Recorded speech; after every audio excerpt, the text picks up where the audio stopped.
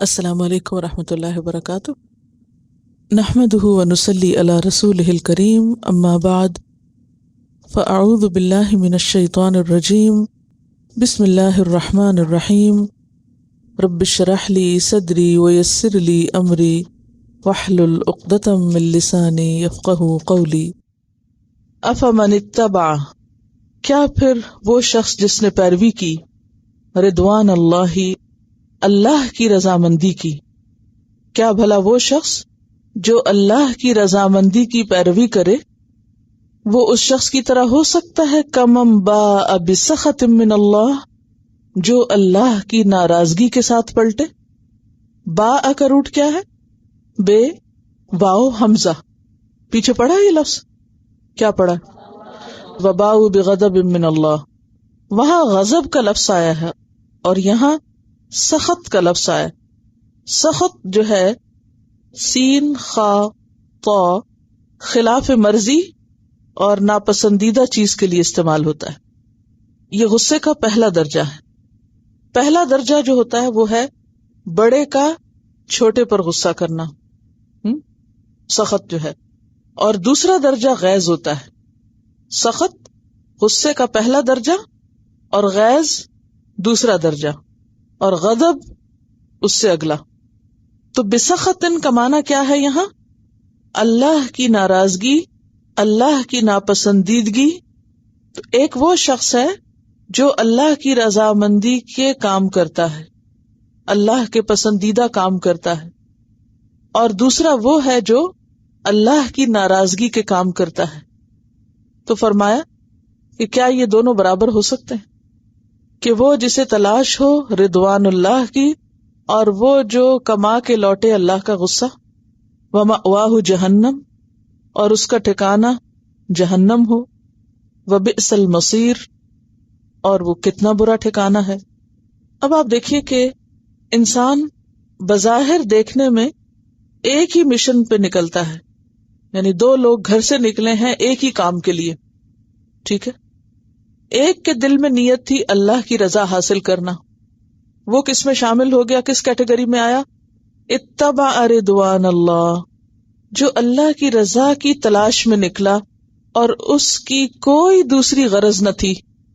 دوسری غرض کیا ہوتی ہے؟ مثلا انسان اللہ کے دین کے لیے نکلتا ہے اور دوسری غرض ساتھ کیا ہو سکتی ہے کہ میری دنیا کا بھی فلاں اور فلاں فائدہ اس میں ہو جائے گا، یعنی وہ نیت ملی جلی۔ تو وہ شخص جو خالصتاً بغیر کسی لالچ کے، بغیر کسی غرض کے، بغیر کسی نیت کی خرابی کے، صرف اور صرف اللہ کو راضی کرنے کے لیے، اللہ کی رضامندی حاصل کرنے کے لیے اپنے گھر سے نکلتا ہے، کوئی دوسری غرض نہیں، لالچ نہیں، نہ کوئی نیم چاہیے، نہ فیم چاہیے، نہ ہی کوئی اور مال و دولت یا دنیا کا کوئی فائدہ چاہیے۔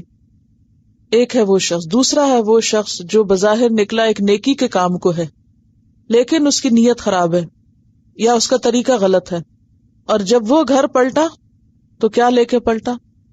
اللہ کی ناراضگی، یعنی اللہ کی رضامندی کے بجائے اللہ کی ناراضگی لے کے واپس لوٹا۔ یہ بات کیوں کہی گئی؟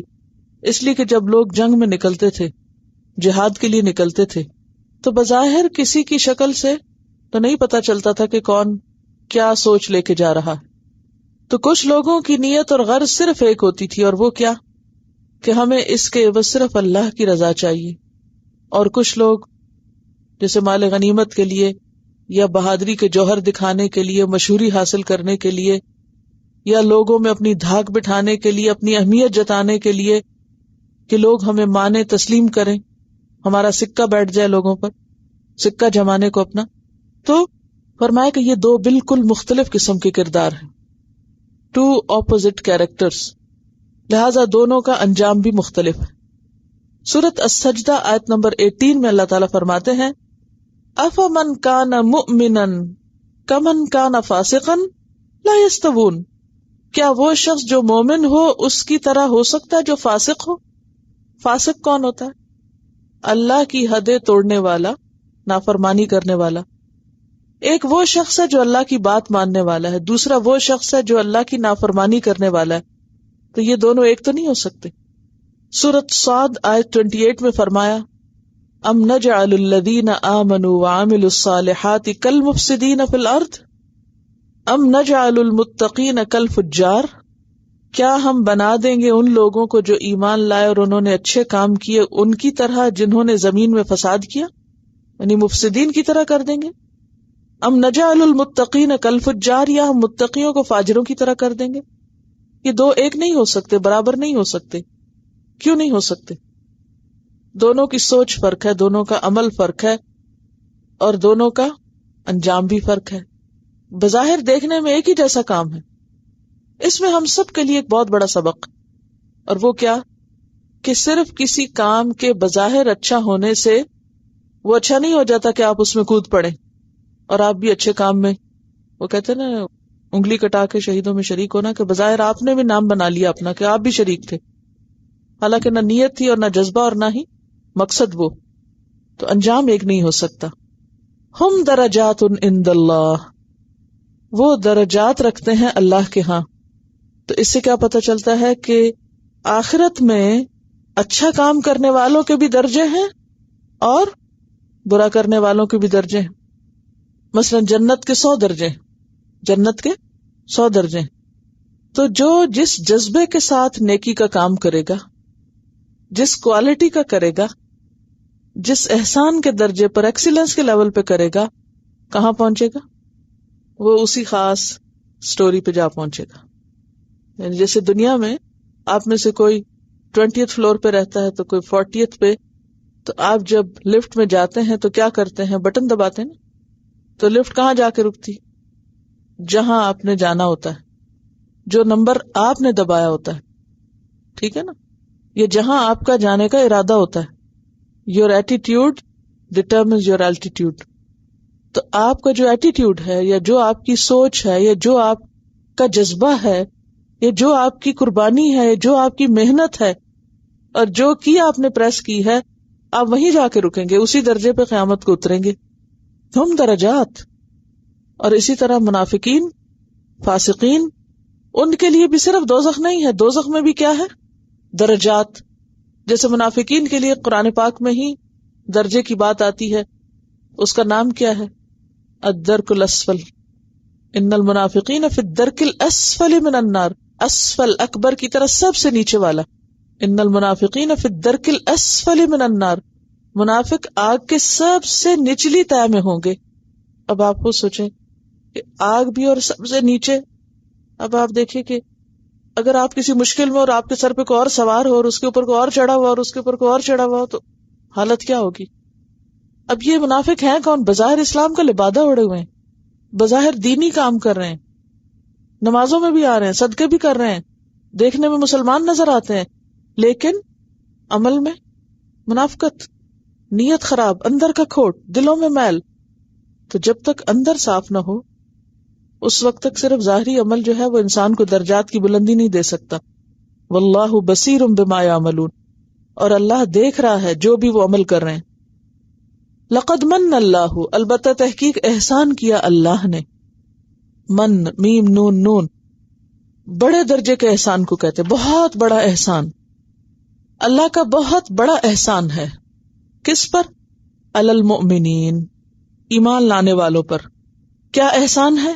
اذ بعث فیہم، جب اس نے بھیجا ان کے اندر. کن کے اندر؟ مومنوں کے اندر. رسولاً، ایک رسول. کہاں سے بھیجا؟ من انفسہم، انہی کے اندر سے. کوئی اجنبی نہ تھا، انہی کے بیچ میں سے ایک تھا. کیونکہ ہمیشہ انسان کس سے مانوس ہوتا ہے؟ اپنے جیسے سے.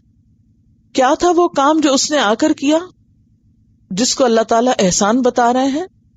یتلو علیہم آیاتہ، اس نے ان پر اس کی آیات پڑھی.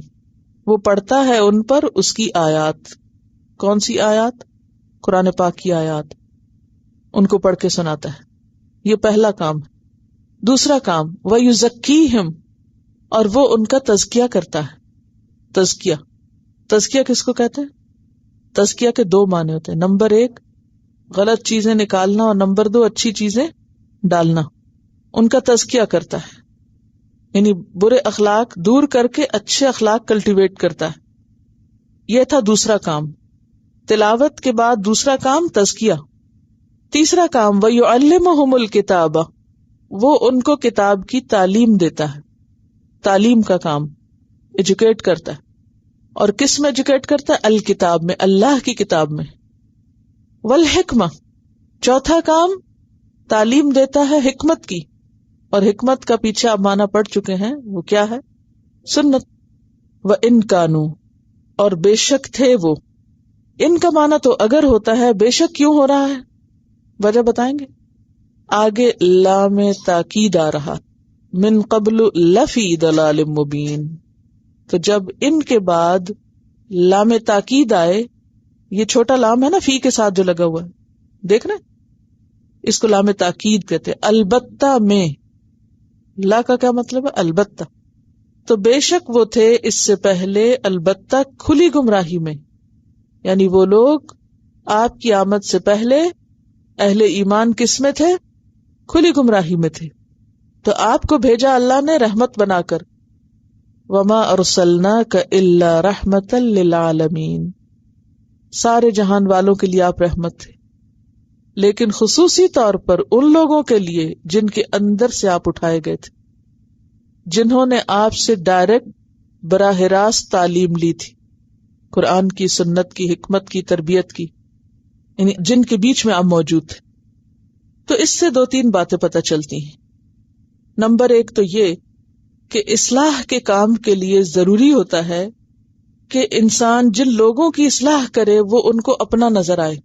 مانوس کرنا ضروری، اس کی زبان، اس کا کلام، اس کا رہن سہن، اس کی میل ملاقات، یعنی ان کو اس طرح لگے کہ جیسے ہی از ون آف دم. آپ کسی کی بھی اصلاح نہیں کر سکتے جب تک آپ اس کو اپنے سے اور خود کو اس سے مانوس نہیں کرتے. اصلاح کا کام مانوس کیے بغیر نہیں ہو سکتا. اور کس طرح مانوس کرنا؟ جیسے ابراہیم علیہ السلام نے پرندے مانوس کیے تھے. کیسے کیے تھے؟ ان کو کچھ کھلاتے پلاتے تھے، ان سے پیار کرتے تھے، ان کے ساتھ وقت گزارتے تھے.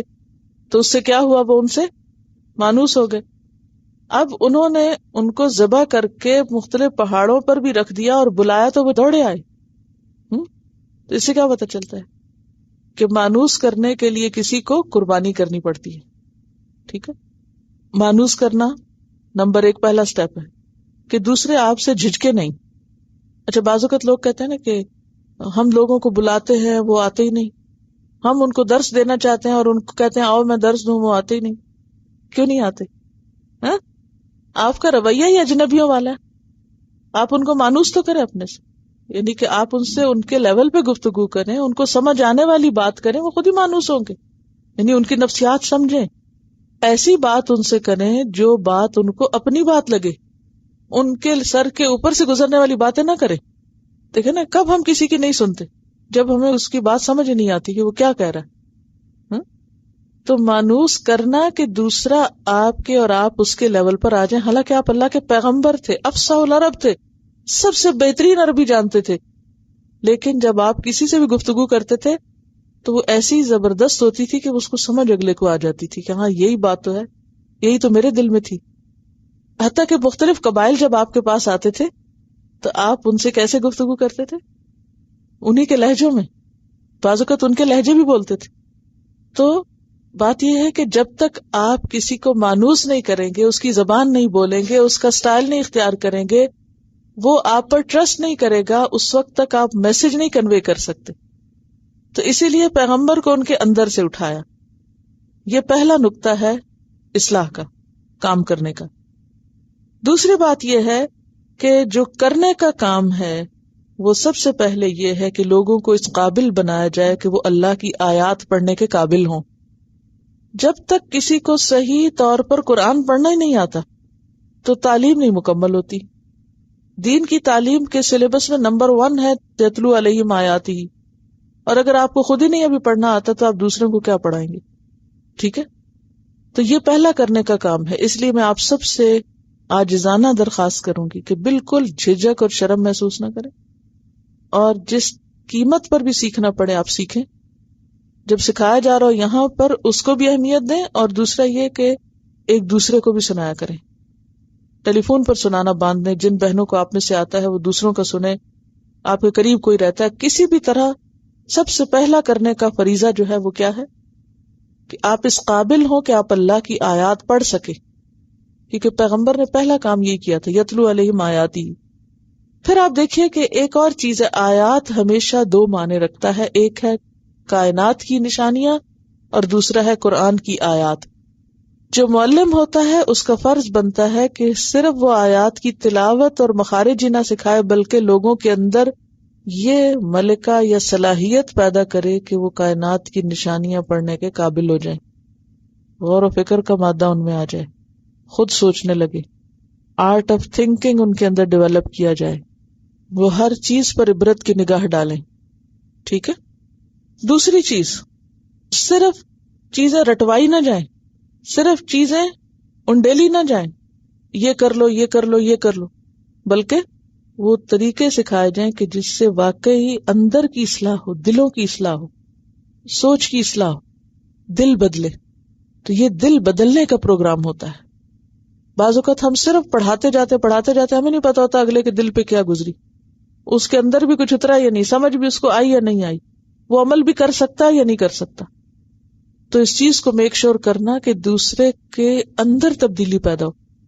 اچھا, اس میں اپنی آخری تڑپ تو انسان اختیار کرے گا, لیکن منافقین کا کوئی علاج نہیں ہوا کرتا. ان کا علاج اللہ کے رسول صلی اللہ علیہ وسلم کے پاس بھی نہیں تھا. پوری کوشش کے باوجود پھر بھی ایسے لوگ ضرور بچ جائیں گے کہ جو سب کچھ جان کے بھی انجان ہوں گے, جن کے دلوں میں بات نہیں اترے گی. مدینہ میں ہر موقع پر منافقین موجود تھے. کیا وہ اللہ کے پیغمبر کی مجلسوں میں بیٹھتے نہیں تھے؟ بیٹھتے تھے. پھر ان کے اندر کیوں نہیں بات اترتی تھی؟ ایمان نہیں تھا, مانتے نہیں تھے, اس چیز پر ان کا یقین نہیں تھا. وہ کہتے تھے کہ یہ کیسے ہو سکتا ہے, یہ کیا ہو سکتا ہے, یہ نہیں ہو سکتا, یعنی ان کا یقین پورا نہیں تھا. آپ صلی اللہ علیہ وسلم پر پورا اعتماد نہیں تھا کہ آپ واقعی ان کے فائدے کی بتا رہے ہیں بات. ایک اور بات یاد رکھیے, جو تزکیہ کا عمل ہوتا ہے نا, یہ صرف کسی کتاب سے پڑھ کے سنانے والا نہیں ہوتا. یہ باہم گفتگو سے ہوتا ہے, صحبت سے ہوتا ہے. لیکن اب اس وقت آپ سب کلاس روم کے اندر بیٹھے ہوئے ہیں, ظاہر ہے کہ کون بولے گا, کون کچھ کرے گا, کچھ بھی نہیں. تو اگر آپ کی ملاقات کسی سے صرف کلاس روم کے اندر تک ہی ہو, صرف اس وقت ہو جب کوئی ایک ڈسپلن میں بیٹھا ہوا, تو آپ اس کو پہچان نہیں سکتے اور نہ ہی آپ صحیح طور پر اصلاح کر سکتے. اس کے لیے کلاس روم سے باہر جاننا بھی ضروری ہے, اور وہ جاننا دلچسپی سے ہوتا ہے, تجربے اور مشاہدے سے ہوتا ہے. اسی لیے آپ دیکھیں کہ نبی صلی اللہ علیہ وسلم کے ساتھ لوگوں نے کتنے اور کاموں میں پارٹیسپیٹ کیا تھا. اگر جنگ احد نہ ہوتی تو پتہ چلتا کہ ابھی کیا کیا مشکلات موجود ہیں؟ نہیں پتہ چلتا. تو جب تک کوئی عملی کام پیش نہ آئے تو تزکیہ نہیں ہوتا. جب کوئی فیلڈ میں اترتا ہے, جب کوئی کام کرتا ہے, پھر پتہ چلتا ہے کہ کس نے کیا سیکھا. جب کسی کے ساتھ واسطہ اور معاملہ پڑتا ہے, پھر پتہ چلتا ہے کہ کس نے کیا جانا, اور اس پر مبنی جو تزکیہ ہوتا ہے لوگوں کی نفسیات کو سامنے رکھ کر, وہی اصل تزکیہ ہوتا ہے. تیسری چیز جو ہے وہ کتاب کی تعلیم ہے, جس میں کتاب کے جو احکامات ہیں, ڈوز اینڈ ڈونٹس ہیں, شریعت کی باتیں ہیں, ان کی تعلیم, کیا حلال ہے, کیا حرام ہے, کیا جائز ہے, کیا ناجائز ہے. اور چوتھی چیز جو ہے وہ حکمت ہے. حکمت کیا ہے؟ نبی صلی اللہ علیہ وسلم کی سیرت, آپ کی سنت, آپ کے طریقے.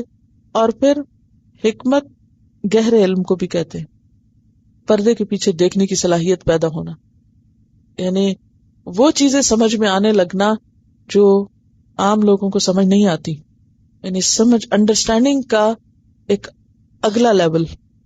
پیچھے حکمت کے بارے میں پڑھ چکے ہیں نا, کیا پڑھا تھا؟ یؤتی الحکمت من یشاء ومن یؤت الحکمت فقد اوتی خیرا کثیرا. جس کو چاہتا ہے حکمت دیتا ہے, اور جس کو حکمت دے دی گئی اس کو تو بہت بڑی خیر دے دی گئی. حکمت کیا؟ معاملہ فہمی, رائٹ ٹائم پہ رائٹ ڈیسیژن, چیزوں کو صحیح طور پر سمجھنا اور صحیح طور پر اختیار کرنا. اور اس سے پہلے لوگ کھلی گمراہی میں مبتلا تھے. کیا عربوں کے ہاں کوئی تعلیم نہیں تھی؟ بہت زبردست شعر و شاعری تھی. اگر آپ دیکھیں عربی کے جاہلی دور کے شاعر اور ان کی شاعری, تو بہت زبردست شاعری تھی. حضرت عمر رضی اللہ تعالیٰ عنہ عرب جاہلیت کے شعراء کو اور ان کے کلام کو کیا کہتے تھے؟ کسی کو معلوم؟ ان الشعر دیوان العرب، کہ عربوں کی جو شاعری ہے وہ کیا ہے؟ ان کی تاریخ ہے، ان کی پوری ہسٹری کو سموئے ہوئے ہے. ایسا نہیں تھا کہ وہ کوئی گنگے بہرے لوگ تھے یا ان کو کوئی سمجھ ہی نہیں تھی یا انتہائی بے وقوف لوگ تھے. بہت سمجھنے والے لوگ تھے. اور یہ بھی یاد رکھیے کہ ان کے ہاں نثر نہیں تھی. ہر اچھی بات کس میں کہتے تھے؟ شعر میں. شعر میں بات کہنا آسان ہوتی ہے؟ ذرا بتائیے مجھے. شعر ہر شخص کہہ سکتا ہے؟ نہیں. تو وہ قوم جو شاعری میں باتیں کرتی ہو اپنی، کیا وہ انٹلیکچوئل نہیں ہوگی؟ لیکن ان کے اس انٹلیکٹ کو مانا نہیں گیا. ان کانوا من قبل لفی ضلال مبین، اسے ضلال مبین کہا گیا. وہ اپنے طور پر اپنے آپ کو بڑی چیز سمجھتے تھے کہ ہم جیسا کوئی ہے ہی نہیں. ایسے ایسے زبردست خطیب تھے ان کے اندر کہ جو بغیر وقفے کے صبح سے دوپہر تک کلام کر سکتے تھے، اور مخصوص قسم کے انداز سے ایسے ایسے الفاظ اور ایسی لغت اور اپنے خطابت کے جوہر دکھاتے تھے کہ انسان حیران ہو جائے. آپ کو معلوم ہے نا، ہر پیغمبر اپنی قوم میں خاص معجزہ دے کے بھیجا گیا. آپ کا معجزہ کیا تھا؟ قرآن. قرآن نے کس کا مقابلہ کیا؟ ان کی شاعری کا. حضرت موسیٰ علیہ السلام کے دور میں جادوگری تھی، اس کا مقابلہ ہوا. عیسیٰ علیہ السلام کے زمانے میں طب تھی، سب طبیبوں کو مات کر دیا. ایسے معجزات لائے. تو ایسا نہیں کہ اس سے پہلے لوگوں کے پاس تھا کچھ نہیں، ان کے حساب سے بہت کچھ تھا. لیکن جب تک یہ نہ تھا وہ کس میں تھے؟ گمراہی میں تھے. تو اس کے بعد بھی، پہلے تو تھے، اگر اس کے بعد بھی قرآن و سنت اور ان سب چیزوں کے ہوتے ہوئے بھی اگر کسی شخص کے پاس یہ علم نہیں ہے، محض دنیا کا علم ہے، تو ادھورا ہے. وہ اس کو گمراہی سے نہیں بچا سکتا، اس کی سوچ بھٹک سکتی. پھر فرمایا اولما اصابتکم مصیبۃ. آ حرف استفہام ہے. آ کیا؟ تعجب کے لیے.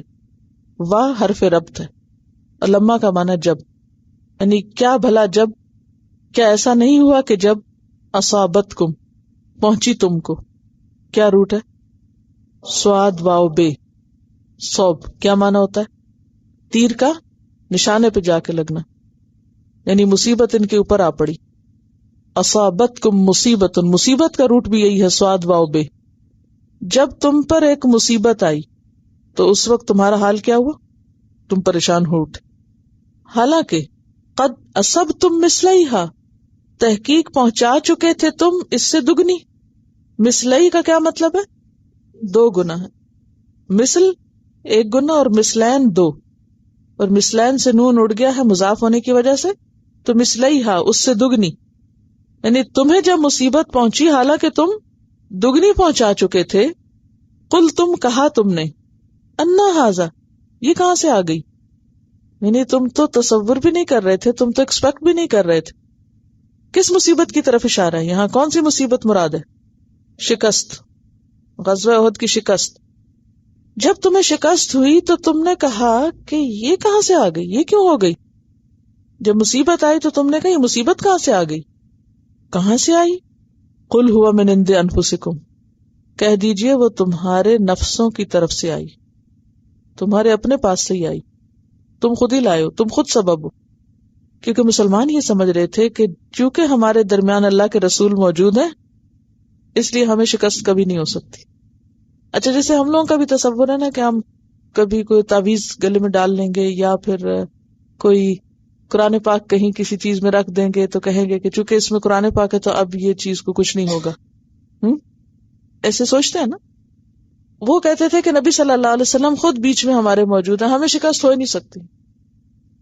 اس لیے ان کے لیے بالکل ان ایکسپیکٹڈ بات تھی. اولما اصابتکم مصیبۃ قد اصبتم مثلیہا، یہ جملہ معترضہ ہے. تحقیق تم اس سے دگنی پہنچا بھی چکے تھے، لیکن جب تم پہ ایک گناہ آئی قل تم انا ھذا، کہنے لگے یہ کیوں آ گئی اور یہ کہاں سے آ گئی. قل ہوا من عند انفسکم، کہہ دیجیے یہ تمہارے اپنے نفسوں کی طرف سے آئی ہے، تمہارے اپنے کیے کی وجہ سے آئی ہے. تو اس سے کیا پتہ چلتا ہے؟ ایک بات یاد رکھیے، قرآن پاک میں مصیبت کے آنے کا جو فلسفہ بیان کیا گیا ہے وہ یہی ہے کہ وما اصابکم من مصیبت فبما کسبت ایدیکم، تم پہ جو مصیبت آتی ہے وہ تمہارے اپنے ہاتھوں کی کمائی سے آتی. تمہاری اپنی غلطی ہوتی ہے اس کے پیچھے.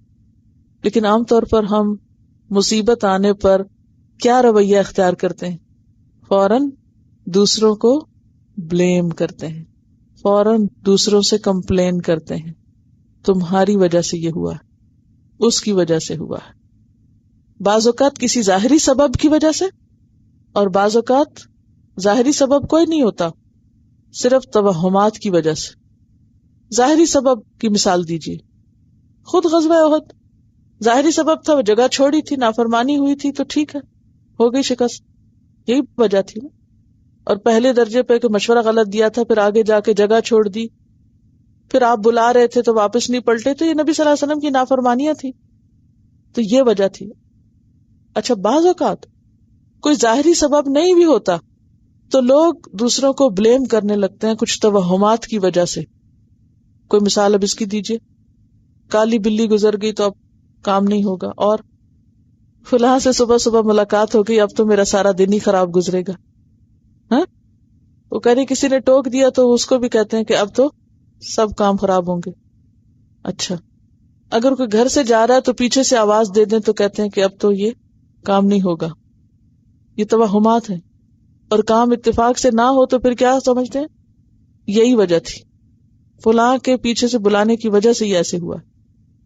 یہ بھی ایک بہت مشہور بات ہے، فلاں کی زبان کالی ہے اور وہ جو کہتا وہ ہو جاتا ہے. یہ سب توہمات ہیں. وہ کہہ رہی کہ شادی کی مخصوص تاریخیں نہیں رکھتے، 9 تاریخ، 19 تاریخ، 29. اترتے چاند میں نہیں تاریخ رکھتے کہ چاند اتر رہا ہے، چڑھتے چاند میں رکھی جائے، کیونکہ وہ ان کا خیال کیا ہے کہ چاند کے گھٹنے بڑھنے سے قسمت کا تعلق ہے. وہ یسألونک عن الأہلہ. سفر اور محرم میں نہیں شادی کرتے. اور یا بعض اوقات شادی میں بیوہ کو نہیں بلاتے کہ اس کے آنے سے کیا ہوگا، شادی کامیاب نہیں ہوگی. یا کوئی بے اولاد ہو تو اس کو بعض اوقات نہیں بلاتے، اس کو دلہن سے دور رکھتے ہیں کیونکہ اگر اس کا سایہ اس پہ پڑ گیا تو اس کی بھی اولاد نہیں ہوگی. کس قدر غلط بات ہے، کس قدر خرافات ہیں. یا بعض اوقات یہ سمجھتے ہیں کہ جب سے شادی ہوئی ہے تو ہم پہ بڑی مصیبتیں آئی ہیں، یہ سارا دلہن کا قصور ہے، اس کا منحوس قدم جب سے اس گھر میں آیا ہے پریشانیاں ہی پریشانیاں. حالانکہ وہ نہ بھی آتی تو یہ سب ہونا تھا. تو یہ دراصل شیطانی خیالات ہوتے ہیں جو شیطان دل میں ڈال کے انسان کو اللہ سے اور بندوں سے بدگمان کرتا ہے. مصیبت کا فلسفہ کیا ہے؟ قرآن کیا بتاتا ہے کہ جب بھی مصیبت آتی ہے وہ تمہارے اپنے کسی قصور کی وجہ سے آتی ہے. وَيَعْفُو عَنْ كَثِيرٍ، اور اللہ تعالیٰ بہت سی چیزیں تو ویسے ہی معاف کر دیتا ہے، تمہارے گناہوں کو درگزر کر دیتا ہے. اب آپ دیکھیں جنگ احد میں کیا ہوا، مشرکین خود ہی چھوڑ کے چلے گئے، حالانکہ ان کے لیے سنہرا موقع تھا کہ وہ سب ختم کر دیتے اور مدینہ جا کے لوٹ لیتے، لیکن ان کو معلوم نہیں کیا ہوا، ان کے دل میں اللہ نے ایسا رعب ڈالا کہ وہ سب کچھ چھوڑ چھاڑ کے واپس مکہ چلے گئے. یہ اللہ کے کرنے سے ہوا، ورنہ اللہ تعالیٰ سزا دینا چاہتا تو اس سے آگے بڑی سزا دے سکتا تھا، اس سے زیادہ نقصان ہو سکتا تھا.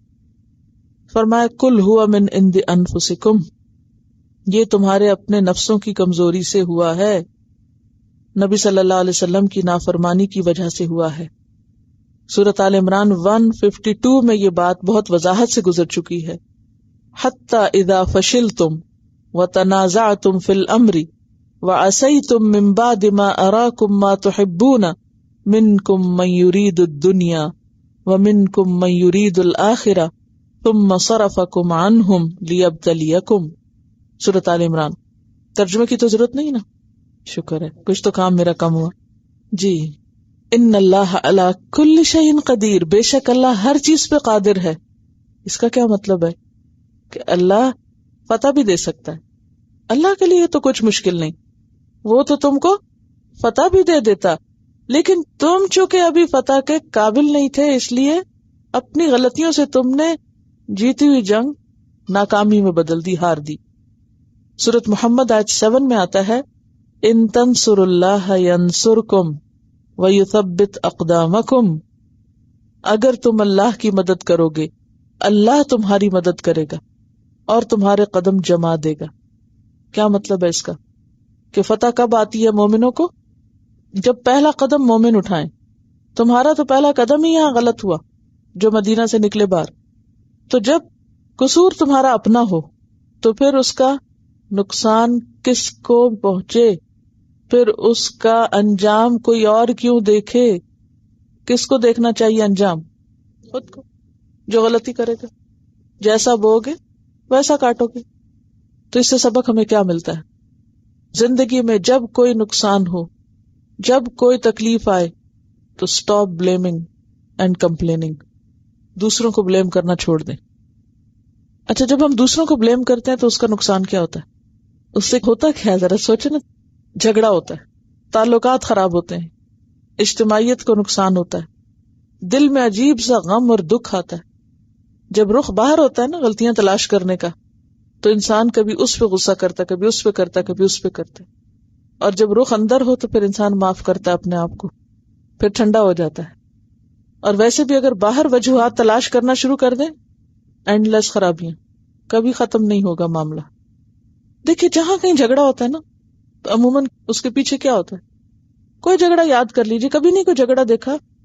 جہاں کوئی جھگڑا ہوتا ہے نا تو اس میں عموماً آپ دیکھیے کہ کیا ہوتا ہے، کوئی خرابی ہوتی ہے نا، پھر وہ ایک دوسرے کو بلیم کرنا شروع کر دیتے ہیں لوگ، اور پھر وہ بڑھتا جاتا ہے. خود کو ڈیفینڈ کرتے جاتے ہیں، دوسرے پہ ڈالتے جاتے ہیں، خود کو ڈیفینڈ کر دوسرے پہ ڈالتے جاتے ہیں، اور نتیجہ کیا ہوتا ہے؟ دوسرا بھی مانتا کوئی نہیں.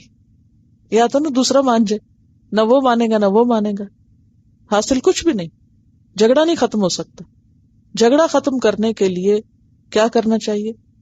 غلطی نہ بھی ہو تو کہنا چاہیے آئی ایم رانگ، بس چھوڑو، یہاں مجھ پہ ڈال دو، میری غلطی ہے، جھگڑا ختم کرو. تو اب چونکہ صحابہ کرام نے تو بہت کچھ آگے جا کے کرنا تھا، اللہ نے ان سے تو بڑے بڑے کام لینے تھے، لہٰذا ان کی ایسی تربیت کی گئی اور ان کی غلطیاں انہیں دکھا کے انہیں بتا دیا گیا کہ دیکھو تمہیں کیا کرنا چاہیے تھا اور کیا نہیں. پھر اللہ تعالیٰ مزید اس کی حکمت بتاتے ہیں کہ یہ کیوں ہوا. وما اصابکم یوم التقى الجمعان، اور جو پہنچا تم کو اس دن جب دو جماعتیں باہم ملی تھیں، فبإذن اللہ، وہ اللہ کے اذن سے ہوا تھا. اس سے کیا پتہ چلتا ہے کہ ہر کام اللہ کے اذن سے ہوتا. فتح ہوتی ہے تو اللہ کے اذن سے، نقصان ہوتا تو اللہ کے اذن سے. یہاں ایک اور بات یاد رکھیے کہ اللہ کا اذن یا اللہ کی مشیت حکمت سے خالی نہیں ہوتی. ٹھیک ہے؟ جب ہمیں کوئی نقصان ہوتا ہے نا تو ہم بڑے بیچارے بن کے کہتے ہیں بس وہی ہو گیا جو اللہ کی مرضی تھی، اللہ کا اذن یہی تھا. اور دل میں تھوڑے تھوڑے ناراض بھی ہوتے ہیں کہ اللہ کا اذن یہ کیوں تھا. تو یاد رکھیے کہ اللہ کی مرضی حکمت سے خالی نہیں ہوتی. جہاں بھی مشیت کی بات آئے، اذن کی بات آئے، وہاں آنکھیں بند کر کے لفظ حکمت یاد کیا کریں. کیا مطلب ہے اس بات کا؟ کہ جب اللہ تعالیٰ کسی کام کو نافذ کر دیتے ہیں نا اور ہمیں بظاہر وہ فیصلہ قبول نہیں ہو رہا ہوتا یا ہماری مرضی کے خلاف ہوتا ہے تو اس کو کیا سوچنا چاہیے؟ اس میں کوئی حکمت ہے. اللہ ظلم نہیں کرتا، اللہ بندوں پہ زیادتی نہیں کرتا ہے. اس کے پیچھے کچھ سبق ہے، اس کے پیچھے ضرور کوئی فائدہ ہے، کیونکہ اللہ کا قانون ہے ان مع العسر یسرا، عسر کے ساتھ یسر بھی ہے. وہ تمہیں کچھ اور دینا چاہتا ہے. بعض اوقات ایک چیز انسان سے لے لی جاتی ہے، انسان کہتا ہے یہ کیوں، قبول نہیں کرتا، یہ میں مان ہی نہیں سکتا، میں یہ ایکسپٹ نہیں کر سکتا. دیکھیں نا، جب بھی کسی کا کوئی نقصان ہوتا ہے یا اس کی مرضی کے خلاف کوئی بات ہوتی ہے تو لوگ کیوں زیادہ پریشان رہتے ہیں اور لوگ سکون میں کیوں نہیں آتے؟ کیونکہ وہ اللہ کا فیصلہ ایکسپٹ نہیں کرتے، اس کی حکمت کو سمجھنے کی کوشش نہیں کرتے، وہ جھگڑنا شروع کر دیتے. اور جو اللہ سے جھگڑے اور جو تقدیر سے جھگڑے وہ کہاں سے کامیاب ہو سکتا ہے؟ نہیں ہو سکتا. تو جب نقصان ہو، جب کوئی پریشانی آئے، جب کوئی تکلیف آئے، جب کوئی فیصلہ زندگی میں غلط ہو جائے تو ہمیشہ سوچا کریں یہ اللہ کے اذن سے ہوا ہے، یہ اللہ کے حکم سے ہوا، اللہ کی مشیت تھی اس میں. اور ساتھ سوچا کریں، کبھی ناراض ہو کے نہ سوچا کریں کہ اللہ کی مرضی یہی تھی، مسکین بن کے، عاجز ہو کے. نہیں، کہا کریں اللہ کا کوئی فیصلہ حکمت سے خالی نہیں. اگر میرے رب نے یہی چاہا، میرے حصے میں یہی لکھا تھا، مجھے اس کو یہی دینا تھا، تو پھر اس میں ضرور کوئی مقصد ہے. اور زندگی میں کتنی دفعہ ایسے ہوتا ہے نا کہ ایک ہماری مرضی اور خواہش ہوتی ہے، ہماری وش، ہمارے ڈریمز، ہمارے خواب، اور ایک اللہ کی مرضی. اور ہوتا کیا ہے جو اللہ کی مرضی تھی، پھر ہم اس کو ایکسپٹ نہیں کر سکتے. پھر ساری زندگی ریگریٹس، اور ہر روز جو ایک نئے سرے سے غصہ اور غم کی لہر آتی ہے جسم میں، وہ کس سے آتی ہے؟ عموماً ایکسپٹ نہ کرنے سے. تو یاد رکھیں، لائف از ڈیفیکلٹ، زندگی مشکل چیز ہے، زندگی آسان نہیں ہے. اس فیکٹ کو ایکسپٹ کریں کہ اس میں ہر کام ہماری مرضی کا نہیں ہو سکتا، نہیں ہوگا. اللہ کے فیصلوں کو مجھے قبول کرنا ہے، چاہے وہ میری مرضی کے خلاف ہے. اور ہوتا کیا ہے، چند دن کے بعد آپ دیکھیں گے اسی میں سے خیر نکل آتی. آگے جا کے انسان کہتا ہے شکر ہے وہ نہیں ہوا جو میں چاہتا تھا، نہیں تو میں تو پھنس جاتا، میں تو مصیبت میں پڑ جاتا. یہ کئی دفعہ ہم ایکسپیرینس کرتے ہیں، لیکن وقتی طور پہ ہم راضی نہیں ہوتے. ٹیسٹ کہاں ہے، امتحان کہاں ہے؟ اس خاص دکھ کے لمحے جب ہماری مرضی کے خلاف کوئی چیز واقع ہو جائے. ہم کسی کی زندگی چاہتے ہیں، اللہ اس کو بلانا چاہتا ہے. ہوتا ہے نا ایسے، کئی دفعہ ایسے ہوتا ہے. ہم کسی کی زندگی کے طلبگار ہیں، اللہ اس کی موت کا طلبگار ہے. ہونا وہ ہے جو اللہ نے چاہا. اب ہمارے لیے لازم کیا ہے؟ ایکسپٹ کر لیں. اسی میں کوئی بہتری تھی. اور تکلیف کے موقع پر نبی صلی اللہ علیہ وسلم نے کیا فرمایا؟ جب کسی پہ کوئی دکھ آئے وہ میرے دکھ کو یاد کر لے.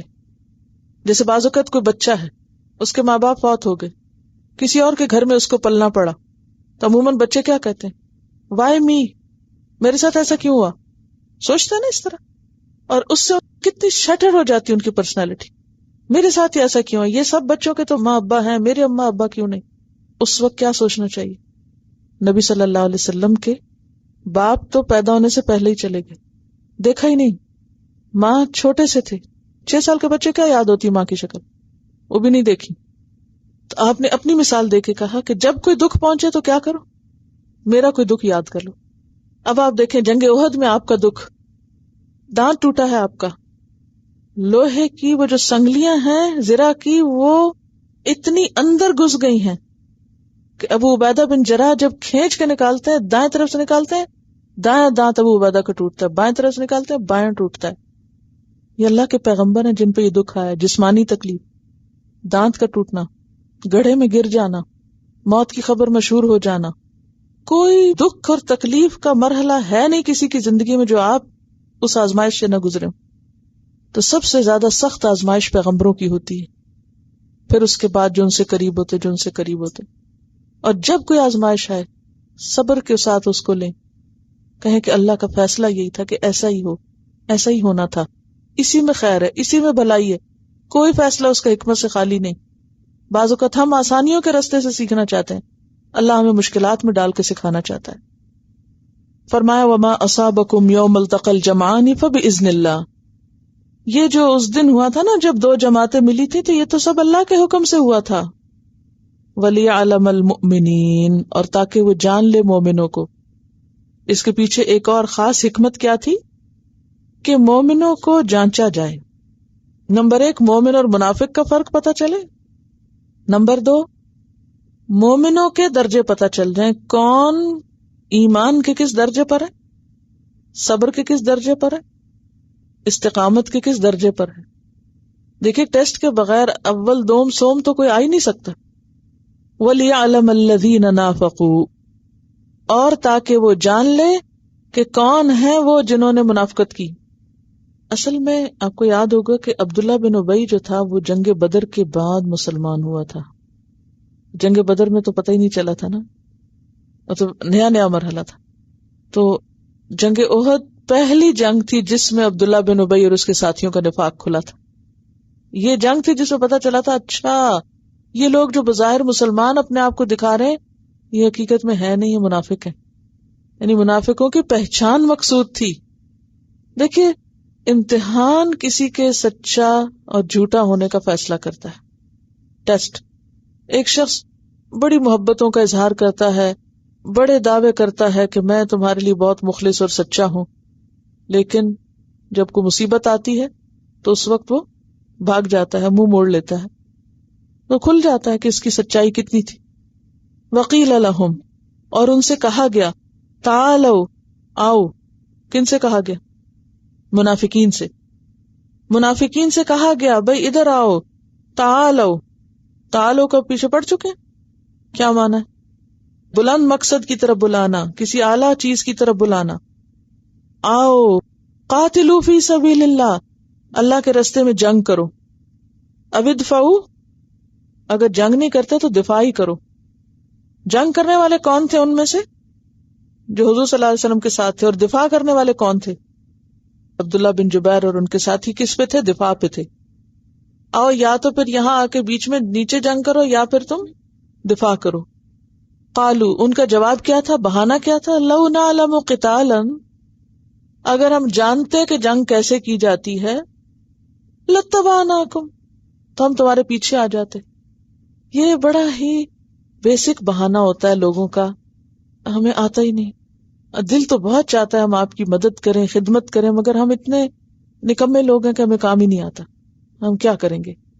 سب سے آسان بہانہ نا، مجھے کام آتا نہیں، I'm so sorry، مجھے پتہ نہیں یہ کرنا کیسے ہے، اس لیے میں نہیں کر سکتا. اب کوئی آپ کو کیا کہے؟ وہ کہے نہیں پھر بھی کرو، نہیں آتا تب بھی کرو. کہہ سکتا کوئی پھر اگلا دوسرا شخص کو کام کہے گا اس کے بعد آپ کو؟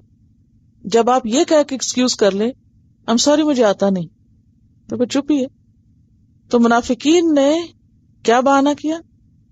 لو نعلم قتالا لاتبعناکم، اگر ہمیں جنگ کرنی آتی تو ہم بھی تمہارا ساتھ دیتے. اچھا، ایک اور انداز سے بھی انہوں نے یہ کہا. جب ان کا مشورہ نہیں مانا گیا نا، تو انہوں نے کہا کہ جنگ تو تم لوگوں کو کرنی آتی جو بھاگ کے باہر چلے گئے ہو، ہمیں تو نہیں آتی.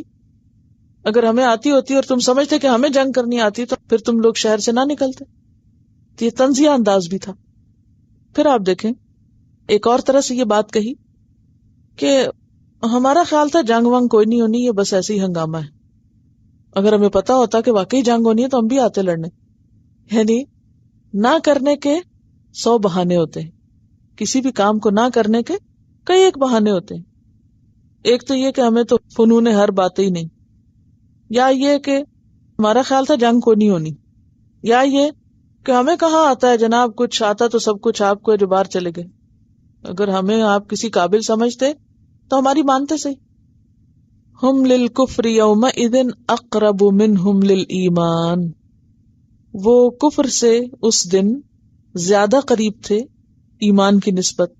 اپنے منافقانہ طرز عمل کی وجہ سے وہ کفر کے زیادہ قریب تھے. یعنی عین وقت پہ لشکر چھوڑنا کس کے لیے زیادہ فائدہ مند تھا؟ ایمان والوں کے لیے یا کافروں کے لیے؟ کافروں کے لیے.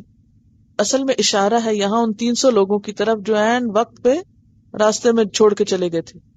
عبداللہ بن ابی اور اس کے ساتھی منافقین جو تھے، تو انہوں نے عین وقت میں مسلمانوں کا ساتھ چھوڑ کے کس کو قوت پہنچائی؟ کفار کو. دیکھیے اگر مسلمانوں کے ہوتا نا ہم اتنے ہیں تو اور بات تھی، لیکن جاتے جاتے راستے میں کچھ لوگ ڈراپ ہو جائیں تو عموماً کیا ہوتا ہے؟ عام روزمرہ زندگی میں بھی دیکھیے، جب کچھ لوگ اکٹھے مل کے کوئی پروگرام بناتے ہیں، پھر آدھے لوگ اس میں سے ڈراپ ہو جاتے ہیں، پھر کیا ہوتا ہے؟ باقی بھی ختم ہو کے رہ جاتے ہیں، پروگرام نہیں ہوتا. کیوں؟ وہ سوچتے ہیں اب کیا کرنا، مزہ ہی نہیں آئے گا. عام روزمرہ زندگی میں بھی. اور یہاں تو جنگ کی بات تھی. جب تیسرا حصہ لوگ نکل گئے تو کیا ہوا؟ اب اتنی سخت پریشانی ہوئی تو انہوں نے زیادہ ساتھ دیا کس کا بنسبت مسلمانوں کے؟ کفار کا. تو کفار کو تقویت پہنچائی. یقولون بافواہہم ما لیس فی قلوبہم، وہ اپنی زبانوں سے وہ باتیں کر رہے تھے جو ان کے دلوں میں نہیں تھی. یہ کون سی باتیں؟ یہ بہانے بنانا. ٹھیک ہے نا. مثلاً اگر انہوں نے کہا ہمیں تو جنگ آتی نہیں، واقعی انہیں نہیں آتی تھی، تو سارے جنگجو تھے، کیسے کہتے تھے کہ انہیں جنگ نہیں آتی؟ یا کیا واقعی انہیں یہ خیال تھا کہ وہ لشکر نہیں آئے گا کفار کا اور جنگ نہیں ہوگی؟ پتا تھا جنگ ہوگی. تو یہ زبان سے جو باتیں کر رہے ہیں یہ محض بہانے بازیاں کر رہے ہیں. یہ وہ باتیں نہیں جو ان کے دل میں. ان کے دل میں اصل میں کیا تھا؟ کیوں نہیں جنگ کی انہوں نے؟ مر جائیں گے اگر گئے وہاں. اور یہ چند لوگ اور ان کے 3000 کا لشکر آ رہا ہے تو بچنے کے نہیں، ہم کیوں مرے چل کے، یہی جائیں. یا یہ کہ ان کے دلوں میں کیا تھا کہ ہم ساتھ چھوڑ جائیں، یہ مسلمان ختم ہوں، اور یہ جو جھگڑا چلا اسلام کفر کا یہ سارا جھگڑا ہی پاک ہو. تو ان کے دلوں میں تو اور خطرناک منصوبے تھے مسلمانوں کو نقصان دینے کے. تو یہ اوپر اوپر سے بہانے بازیاں کر رہے تھے، اندر تو سخت نفرت تھی مسلمانوں سے. واللہ اعلم بما یکتمون، اور اللہ خوب جانتا ہے جو کچھ وہ دلوں میں چھپا رہے تھے. سچے مومنوں کی قرآن میں جو تعریف کی گئی ہے وہ کیا ہے؟ سورۃ الحجرات آیت 15، انما المؤمنون الذین آمنوا باللہ ورسولہ ثم لم یرتابوا وجاہدوا باموالہم وانفسہم فی سبیل اللہ اولئک ھم الصادقون. بے شک مومن تو وہ لوگ ہیں جو اللہ اور اس کے رسول پر ایمان لائے اور پھر انہوں نے کوئی شک نہیں کیا. کس میں؟ اپنے ایمان میں کسی شک کو شامل نہیں ہونے دیا. وجاہدوا باموالہم وانفسہم، اور انہوں نے اس مشن میں اپنی جانیں اور مال لگا دیے. فی سبیل اللہ، ایسے لوگوں کے لیے اللہ تعالیٰ کیا فرماتے ہیں؟ اولئک ھم الصادقون، یہ لوگ ہیں سچے. الذین قالوا لاخوانہم، وہ لوگ جنہوں نے اپنے بھائیوں سے کہا. یہ پیچھے گزر چکا ہے نا، منافقین نے اپنے بھائیوں سے کہا. بھائیوں سے مراد کیا ہے؟ وقعدوا، اور خود بیٹھ گئے. لو اطاعونا ما قتلوا، اگر یہ ہماری مانتے تو میدان جنگ میں نہ مارے جاتے. ہم نے کہا تھا کہ مقابلہ بہت سخت ہے، بچنا مشکل ہے، لیکن انہوں نے ہماری بات نہیں مانی. اللہ تعالیٰ فرماتے ہیں قل فادرؤوا عن انفسکم الموت. اچھا تم سمجھتے ہو میدان جنگ میں جانے کی وجہ سے مارے گئے، جنگ احد میں شریک ہونے کی وجہ سے مارے گئے؟ تم ذرا اپنے آپ سے موت ہٹا کے دیکھو. فادرؤوا کا لفظ جو ہے نا دال رے حمزہ سے ہے. در ان کہتے ہیں پوری قوت کے ساتھ کسی نقصان دہ چیز کو دور کرنا. پہلے سپارے میں یہ لفظ گزر چکا ہے. فدارأتم، وہ الزام تراشی جو تھی نا ایک دوسرے پہ، اس کو ہر ایک اپنے سے ہٹاتا تھا. تو پوری قوت سے اپنے سے ہٹانا در ان کہلاتا ہے. اللہ تعالیٰ فرماتے ہیں کہ ذرا اپنے آپ سے موت کو ہٹاؤ تو صحیح. اگر تم سمجھتے ہو کہ ان کی موت اس وجہ سے ہوئی کہ وہ میدان جنگ میں گئے تھے، تو تم ذرا گھروں میں مرنے سے بچ کے دکھاؤ. ایک روایت میں یہ بھی آتا ہے کہ جس روز یہ آیت اتری اس دن مدینہ میں 70 منافقوں کا انتقال ہو گیا تھا. ان کنتم صادقین، اگر تم سچے ہو. کس بات میں؟ کہ موت میدان جنگ میں جانے سے آیا کرتی ہے.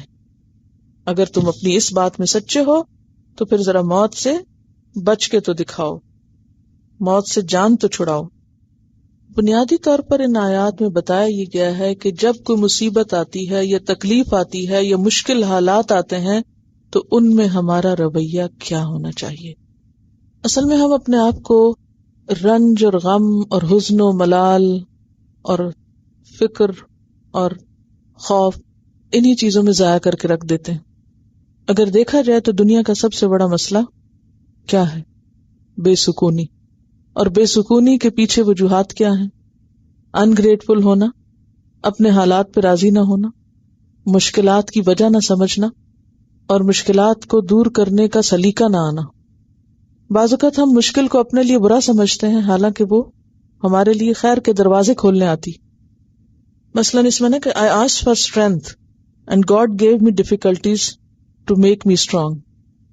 ہم قوت تو چاہتے ہیں مگر وہ طریقہ اختیار نہیں کرنا چاہتے جس سے ہم کبھی ہو سکیں. مشکلات میں پڑے بغیر آپ میچور کیسے ہو سکتے ہیں؟ میچور نہیں ہو سکتے.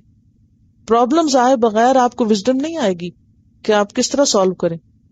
یعنی آپ کو کوئی مسئلہ پیش ہی نہیں زندگی میں آئے، کوئی مشکل آئے ہی نہ، تو آپ کی صلاحیتیں استعمال کہاں ہوں گی؟ آپ کے اندر کا پوٹینشیل نکلے گا کہاں؟ ثابت کہاں آپ ہوں گے کہ واقعی آپ کچھ کرنے کے قابل ہیں؟ لیکن عموماً ہم مشکلات سے گھبراتے ہیں اور مشکلات کو اللہ کی طرف سے آنے والی صرف سزا سمجھتے ہیں. کسی پہ بھی تکلیف آئے تو عموماً ہم کیا سمجھتے ہیں؟ کچھ تو غلطی ہوگی. وہ اپنے لیے سوچنا چاہیے. جب ہم پہ کوئی پریشانی آئے تو اس وقت سوچنا چاہیے کہ کوئی تو میری غلطی ہوگی. اور اگر کسی پر آئے تو کیا سوچنا چاہیے کہ پتہ نہیں اللہ تعالیٰ اس کو اس سے کیا سکھانا چاہتا ہے.